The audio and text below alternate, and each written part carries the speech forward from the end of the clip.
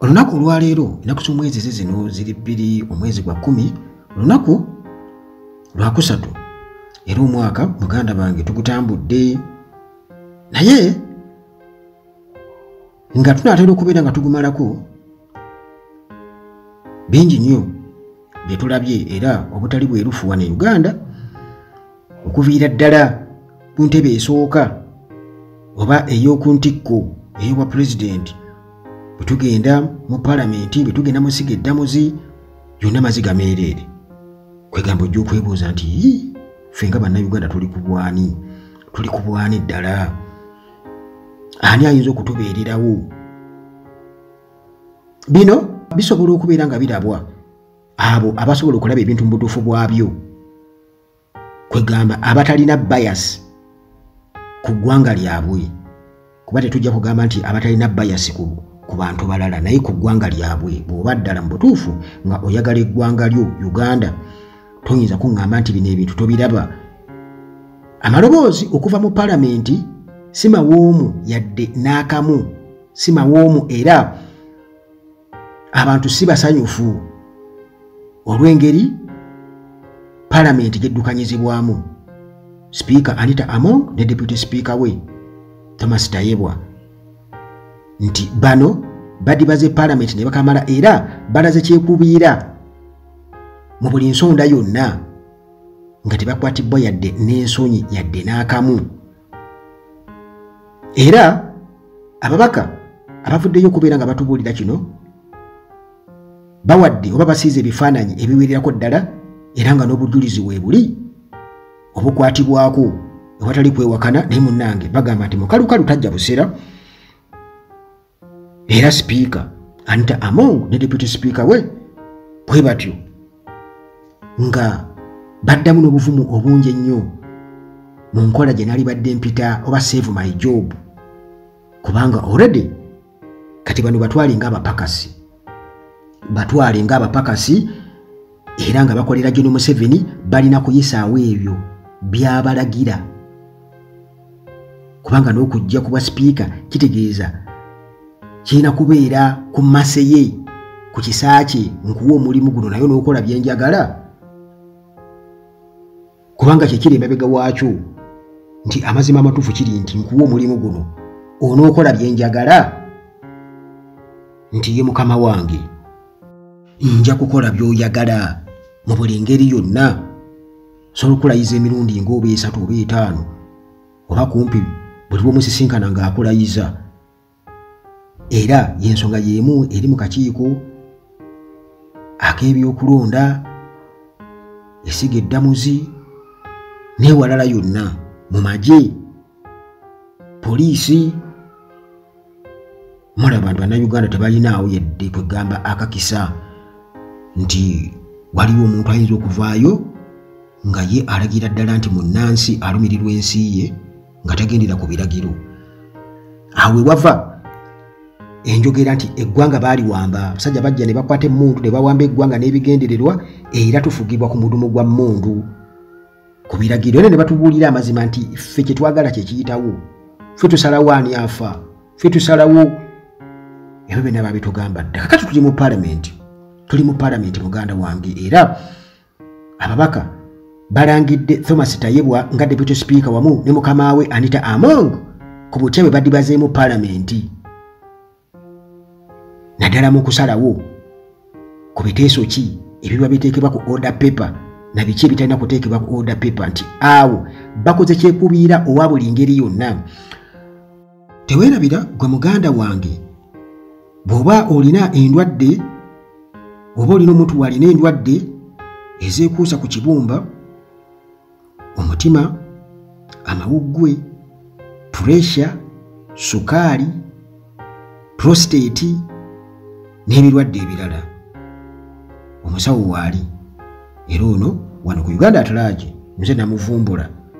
mu kwekweka eyo gye yeekweka olw'ensonga ze zitali zimu muganda wange naye nga munnange abantu gye bali wano Uganda ewaffe nga basobola okujjanjabira ddala naawe kennyini n'ofuuka omujulizi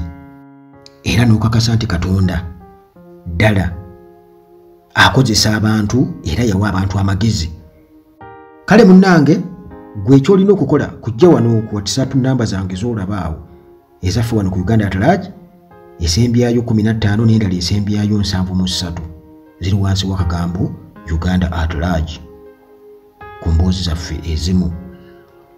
Olwo nze nkukwasaganye butereevu n'omusawo kubanga ye munnange atya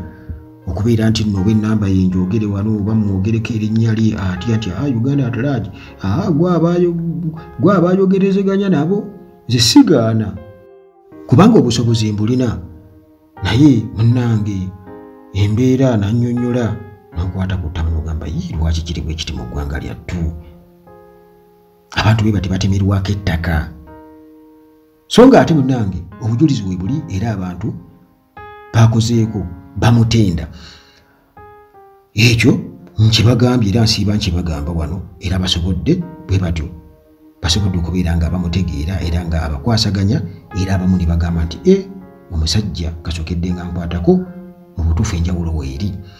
Kakati munnange tuze mu palamenti. Akabondo akababaka ba palamenti bavuddeyo mu nkola ya nnamwatulira ne baatulira sipiika wa palamenti Anita Among ne deputy we Thomas Tayebwa era nga babagamba nti bano bali biased, balina oba balaga obukyayi, balaga kyekubiira mu kulondawo nsonga ki erina okuteesebwako mu palamenti. Munnange bino byonna byazze oluvannyuma lw'okubeera nti nno Administration of Parliament Amendment Bill 2024 eyaleeteddwa Mityana South MP omukulu David Lumu era nga biiru eno erimu okubeera nga leader of opposition mu parliament alondebwa bonna ababaka abava mu bibiina ebya opposition oba bali ku ludda lwa opposition. Ekyawukana ku ekyo ekibaddewo nti nno leader of opposition abadde anominatingibwa party esinga ababaka abangi mu parliament. Mukulu Lumu bino yabyanja eri speaker wa parliament mu lutuula lwebaatuula lwebabadde batuulamu wali eggulu mwezi gwa 8 ng'ennaku z'omwezi 31 n'ayanja biiru eno nti ayagala genda abe ng'agikolako era okutobbanga Lumu sipiika bw'atyo yamukakasa nti agende akikoleko nti ajanje eri palamenti era okutobbanga Lumu bw'etyo ne bagisoma mu palamenti ne bajanja ku fulo ya palamenti. Kakati bino munnange tebyawulikise bulungi mu matu g'ababaka ba palamenti bano ababadde nga nabo basaba omukisa ogufaanaganako ng'ogwo okubeera nga bateekawo ennongoosereza endala banjula ennongoosereza endala ku nsonga ezimu okuviira ddala omwaka oguwedde. Omubaka Dennis Oguzu Lee ono nga akiikirira Maracha County yabadde yeewuunya ng'agamba nti bannange najja ne nyanjula ensonga yange ey'okubeera nti nno nange mpeebwa omukisa okubeera nga nyanjula ennongoosereza mu administration of the Parliament Act era nga kino ekiteeso kyange nakiwaayo nga August 29 n'okutuusa kati sifunanga kuddibwamu oba kye nali ndowooza kyali kituufu ate nga munnange ddembe erituweebwa mu mateeka aga Uganda era nga galina okuteekebwamu amateeka ago ekitiibwa palamenti eno gye tulimu. Kakati bw'atyo n'agamba nti newavaayo mmemba omulala najja ye munnange n'aleeta ekiteeso kye ku biiru eya leader of opposition okubeera nti nno alondebwa ababaka bonna abali ku oluvuganya muganda wange oyo ye ne bamuwa buli kimu ekyetaagisa okubeera nti nno biiru eyagireeta omubaka Dennis Oguzuli akikiira Maracha County nga yeewuunya omubaka Alioni Yoki Odria ono ng'akiikira Oringa South County naye n'avaayo n'agamba nti bannange navaayo n'endwezinga biiru ey'ennongoosereza of the Parliament Act ku nsonga ey'okulonda parliamentary commissioners era nempa notice eri office of the speaker omwaka oguwedde October 17 n'okutuusa kati speaker tanzirangamu kano kabonero akalaga nti bano speaker w'ofiisi ye erondamu bulonzi erondobamu ensonga zerina okubeera ng'ekwasaganya oba zikkiriza okubeera nti ziyitawo era waliwo kyekubira n'abuuza nti ddala kiki ekyenjawulo ennyo ekiri special ekyenkizo ekiri ku amendment biiru ya lumu eyaleetebwa juuzi wano mu lutuula tetwalimu eggulu omwezi oguwedde nti essaawa eno eri ku order paper ddala mu butuufu palamenti yono mugikulembera mu mazima na bwenkanya nsuubira okuba nga sipiika era nga kyendowooza mukyala Among atwalira amateeka mu ngalo oyo ye mubaka Alioni Yoki Odria akiikira Alinga County za South County Jonathan Odul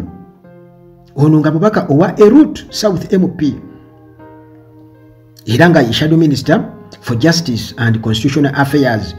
bwatu yategezeza nti ensonga yaffe eri ku butali bwerufu obufumbekedde mu ba presiding officer baffe era nga bano be bali mu bifo ebya waggulu bano kye bakoze tebakwatibwa nsonyi bwe batyo basazeewo okulondobamu bammemba abamu bwe babeera munnange bawa enkizo ku balala bwe bagezaako bo oba okuyisaawo bye baagala okuyisaawo mu nkola eya private members bill abo bo munnange nga bo babakkiriza kubanga oba oli awo bo bye babeera baleese bye babyankizo ku byabalala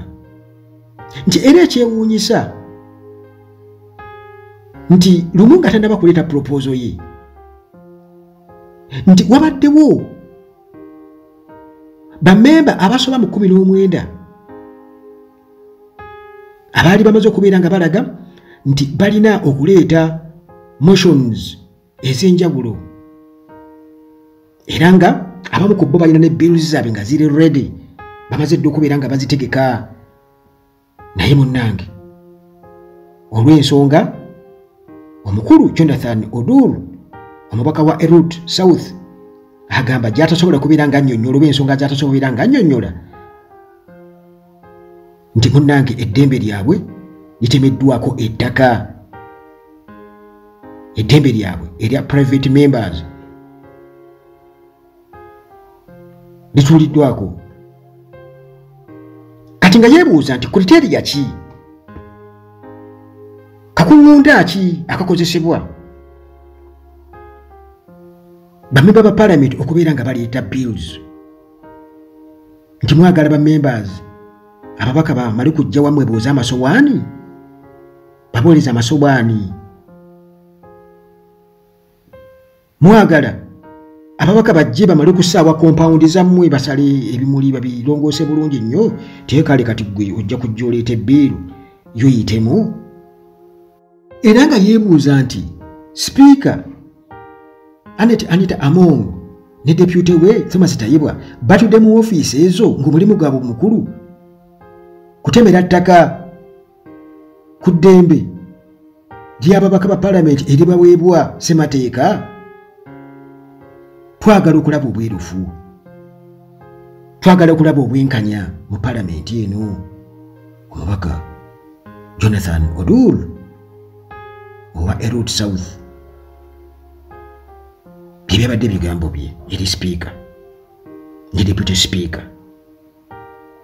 Omukulu Theodore Ssekikubo owa Lwemiyaga County ono yawumamu omutwe mu motion ey'okujja ba commissioners abana okubajjamu obwesige, commissioners of parliament abeekomya ssente akawumbi akamu n'obukadde 7 wansi wa service award. Bw'atyo naye n'agamba nti ye amaanyi gamuggwamu era yali disappointed nnyo mu mpisa motion ye gye yakasukibwamu eri mu kasasiro nti twali twagala nnyo era twasaba ensonga eno eteesebweko ku fula ya paalamenti. Naye munnange bwe twalaba nga biganye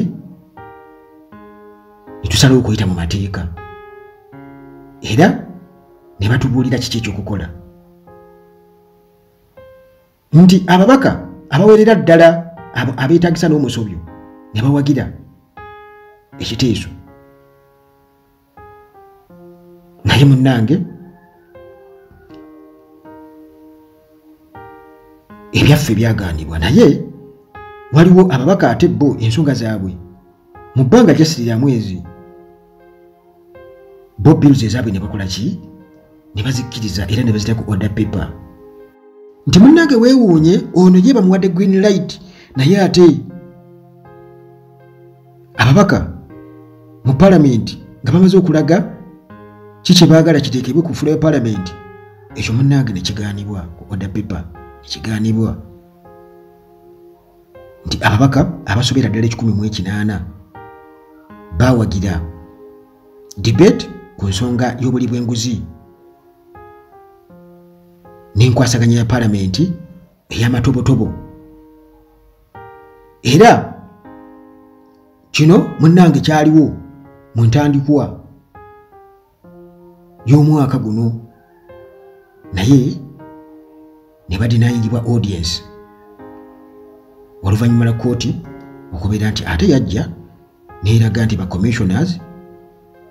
essente ezo ze baafuna eza service award zaali mu mateeka era n'okujulira bwe kutyo ne kubeera nti tekwayitamu. Kati munnange mu buufu obwo omubaka Alison n'ategeeza nti petition yaffe ey'okujja obwesige mu ba commissioners terabika nko ku order paper era teyogerwangako, teteesebwangako, naye ne mukola okusalawo ku statement y'omuntu omu so si ku petition yaffe. Tusaba okubeera nga motion yaffe eteekebwa ku order paper. Alison olunga asaba Speaker Tayibwa yabadde ali mitambo ya paalamenti mu kaseera ako, era munnange mu buvumu obw'amaanyi teyalumi mu bigambo bye, n'amugamba nti motion yali tekolifayinga, twalaba nga tesaanidde kubeera ng'eteekebwa ku order paper, era ensonga eyo yaggalwawo. Thomas Tayibwa ng'amutegeeza era n'agamba nti ng'ayongerezaako nti ensonga ya Oguzu ne Aliyoni ezo zigenda kubeera considered, era n'ayongerezaako n'agamba nti tagenda kuba nga annyonnyola butya biiru ya lumu bwe yasobodde okubeera nti nno munnange egenda ku order paper, tagenda kubeera ng'akibannyonnyola nti oba yo yakwalifayinza olw'ensonga eno oba eri. Ndowooza olaba nti temumbuuza bingi, temubuuza kyekyo. Ani agamba? Muganda wange bino byenkunnyonnyola muganda wange birina amakulu mangi nnyo wansi w'ekigambo dictatorship oba nakyemalira. Birina amakulu mangi nnyo era bibiri finding ekigambo ekyo oba nakyemalira bwebo era ebyo byonna biva ku kubeera nti nno eggwanga lyali mu kufuna omukulembeze lirina bafuzi, lirina mufuzi atalinaawo kigendererwa kyonna kyakubeera nti no Uganda eyogerwako ng'eggwanga eririmu demokolasiya, ng'eggwanga eririmu obwerufu, nti constitution etekebwamu ekitiibwa, nti eggwanga likulaakulane, balireke likulaakulane, nti nkozeko kyenkoze n'omulala ajje emyaka katugeze 10 oba 5 bannayuganda babeera basazeewo, wabula nti eggwanga twaliwamba era tuliwo dikozesa byaffe ekijja kijje nga bwolaba tayiwa bwagambye nti eyo ensonga yaggalwawo sijja kubabuulira biru ya lumu yajja etya ku order paper bayagenze ku order paper mu kaseera akatono ennyo naye eyo ensonga gye mwogerako mwe bimwogerako byonna byaggalwawo period. Mukole kye mukola kubanga anaabinnyonnyola ati eri mukama we nti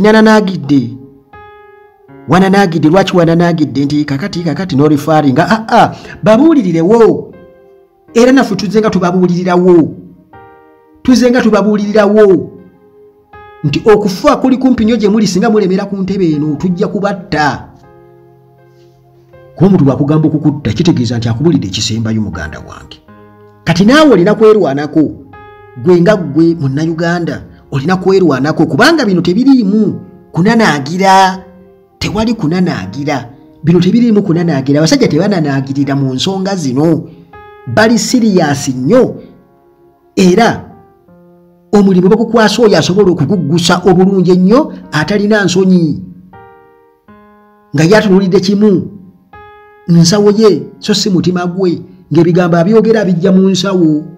tabijja wano mu kifuba, abyogera bijja eno mu nsawo ng'akwata ku mpapula. Kyekyo naye ng'empapula z'akwatako mukimanyi bulungi nnyo obuvu bwazo mukimanyi. Ekyo kyekireetedde Uganda okubeera tekulaakulana. Kitegeeza nguzi, kupromotinga nguzi, bubbi. Kyekitegeeza era gwe munnayuganda ali eyo ng'olumirirwa ensi yo kiba kitegeeza nti teri kussa mukono. Mulekeraawo okubeeraawo okuddaawo oyo naye neenoonyeza zize kati ne bwafuga afuge agende bire bya bujingo nti mukwate bulungi Museveni mpola mpola paka lwe atutwala mu muhoozi, atutwale mu muhoozi nemukuba engalo. Haleluya, amen. Bannayuganda temugenda kugamba nti tetwababuulira. Omanyi mulina ebibozibozi byamwe bye mwagalire mubiwa views impitirivu ne likes ne mulayikinga ne mukomentinga ne mukola buli kimu, naye njagala okubabuulira mugenda kufaanaganako nga taata aveeka n'agenda wali ku mweso oba ku ludo ne banyeenya akakebeka ne bakuba olumu ne bakuba yaawo mu ngeri ya zzaala, olumu n'atakuba n'addeeka. Ne bw'aba awangudde mu zzaala n'akomawo eka n'agula ennyama n'agula n'omugaati. Njagala okubabuulira musobola okusanyuka mu kwolwo olunaku, naye olw'enkya bagenda kumukuba. Ate era ebbanga lyagenda okumala nga ali mu kuzannyaawo zaala nga olw'okuba abanoonyeza ekyokulya nga mumulowooza akola kiba kitegeeza nti tayinaawo kyagenda kutegeka oba kubategekera mu biseera by'omu maaso kubanga obudde abumalira ku ekyo kitalina future. Kati mumalira ebiseera ku bibuuzi ebitalina future babateega ebibuuzi ne mukyamukaana naye njagala okubabuulira kale bagamba nti work without play makes Jack a dull boy. Tubyetaaga bonna oli awo entertainment bwe tutyo okubeera nga tukyamula obwongo naye ate era tetwerabira ensonga enkulu bino byonna bisobola otunyumira mu Uganda eteredde kubanga Uganda tujja kugaa nti yesinga Nigeria okola TikTok owakabi okola content owakabi ku YouTube ne ku mutimbagano newaala wonna. No, Uganda tegenda kusinga America, tegenda kusinga nsi ndala zonna. Ate ziri advanced mu bintu ebyo. Era tukopa bo n'abayimbi bafola babageza okuyimba nga Nigeria oba n'abalala. Naye waliwo ebintu bye tulina okutunuulira nga byate byankizo nnyo biri fundamental nnyo era nga tetulina kubeera nga tubisuula. Nga tulina okubitunuulira ennyo era tujja kubeera nga tubyogerako nga tubajjukiza buli kaseera mwe bayita muli ne babamalamu amaanyi ne mutandika okubeera fesipago twagivaamu tewali nye kigenda mu maaso teri kigenda kukyuka. Muganda wange ogenda kutuuka ekiseera otandika okubeera ng'ogamba kale singa twakola bwe tuti bannange mbabuulire ekibi kigwana wala twali badde omupiira tugukubira ddala eri wabweru w'ekisaawe ekibi kigwana wala tetwali esembereza nga bw'olaba abeesiga General Museveni ne bagenda mu lutalo abantu ne bafa bayitirivu banaluweero bakimanyi bulungi n'ensi yonna ekimanyi nti oli yaleeta olutalo ku bannayuganda ne bafa nga balimbye ebirimbo bye mumanyi obulungi ennyo nga yeerimbise mu kununula eggwanga terinunulwanga kati ate n'amaliriza ng'era teri yanyambako nze neebeezezaawo nze neerandiza nzekka ate nze ndi mugagganya mu rich even my family members are rich. So bannayuganda nammwe nyenda kwale kubayamba nammwe mutandika okubeera nga mugaggawala mufune ku ssente mwagala babaduulire mu mbeera efaanaganako bwetyo mwe temuyinaamu mbeera egamba temunyiiga gamba nti sajja nga batumanyidde bano nga batuduulidde nnyo. Mwe temunyiigako tegamba nti temuyinaamu kwegamba however nti naye oba oli awo naye kino tekyali badde bwe kiti nedda tuganye kubanga gye tulaga mu maaso njagala okubabuulira abali baawo muzanye Uganda mugizanye muzaala mufune obwo butonotono bwe mufunye musanyuke naye temutegekedde biseera bya mu maaso temubitegese bazzukulu bammwe batabani bammwe bagenda kubeebonaabonera ddala bagenda kuddayo mu kiri bafuuke abaddu nga waliwo oli olulangiro olwetaddewo mu dynasty yaalwo eyo gye mulaga oba gye tulaga era temugambanga nti tebaatubuulira baganda bange temugambanga nti tebaatubuulira era gwe beerawo woze naye iwo atwala bulamu bwo azikiriza famire y'oluli olwo kuba akafaananyi nti abantu abavudde mu ntumbwe ezo mu maaso eyo nga baddu okolekwa kudduka okugenda okukola mu factory babaweeyo obutwalo nti akola mu factory bamu emitwalo 15 omwezi mitwalo 2 talina kyakukola oba oli azimba obuyumba nga buli awo obw'abakozi nga bungi yalina we yabuzimba kati nga beebako omwo mu kayumba kajyamu katandako kana kafaliso era nga yeebaka ate takeebakamu yekka waliwo n'abalala abakeebakamu kwegamba bakeebakamu mpalo okitegeera bakeebakamu mpalo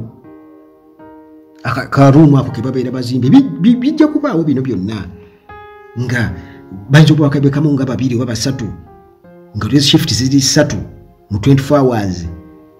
oba okitegeera ono aba yeebase ng'oli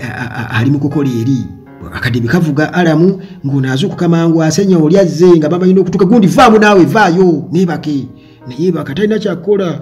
oba okitegeera tewakyali freedom of wayase tewakyali freedom of ki tewakyali mujja genda mu bivulu mugende mu bivulu naye mubigendamu